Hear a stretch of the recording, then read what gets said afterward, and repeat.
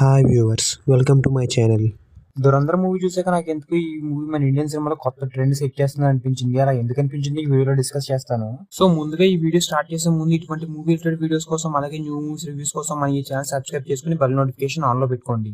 Main గా నేను అనుకుంటున్న 3 పాయింట్స్ గురించి డిస్కస్ చేస్తాను. ముందుగా రన్ టైం. మన ఇండియన్ సినిమాలోని మాక్సిమం 3 అవర్స్ లోపే ఉంటాయి. ఒకవేళ సినిమా ఫుటేజ్ 3 అవర్స్ పైన ఉంటే కొన్ని సీన్స్ ని కట్ చేసి మూవీ రన్ టైం 3 అవర్స్ లోపే ఉండేలా చూసుకుంటారు. ఇలా చేయడం వల్ల మనం మూవీ ఫ్లో అనేది డిస్టర్బ్ అవుతుంది. అలాగే యాజ్ ఏ ఆడియన్స్ గా మనకి మూవీ ఎక్స్పీరియన్స్ అనేది కంప్లీట్ గా ఉండదు. అంటే ఒక ఫిల్మ్ మేకర్ మనకి ఎలాంటి ఎక్స్పీరియన్స్ ఇవ్వాలి అని అనుకుంటాడో అది మిస్ అవుతుంది మూవీలో.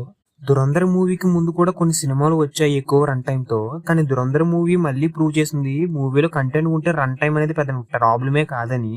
నిజానికి Dhurandhar movie almost 4 hours movie అయినా కూడా ఆడియన్స్ ని ఎక్కడా డిస్కనెక్ట్ అవ్వలేదు మూవీ నుంచి. సో మాక్సిమం ఇప్పటి నుంచి ఫిల్మ్ మేకర్స్ అందరూ మూవీ రన్ టైం ని పెద్ద పట్టించుకోకుండా వాళ్ళు మనకి ఏదైతే స్క్రీన్ మీద చూపిద్దామని అనుకుంటున్నారో ఒక్క సీన్ కూడా రిలీజ్ చేయకుండా అలాగే చూపిస్తారని నేను అనుకుంటున్నాను.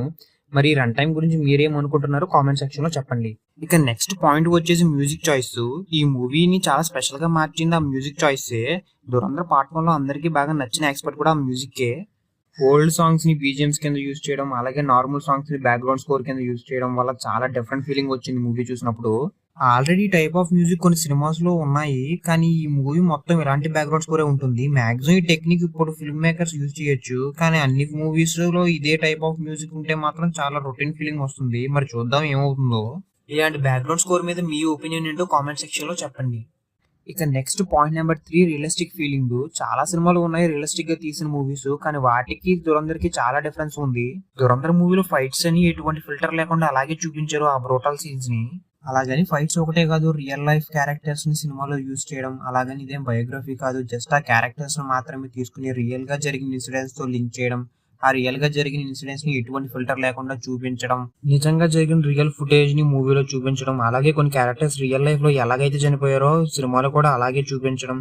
మేబీ వీటి వల్లేనేమో మనం మూవీకి బాగా కనెక్ట్ అయిపోయాం మనకే తెలియకుండా.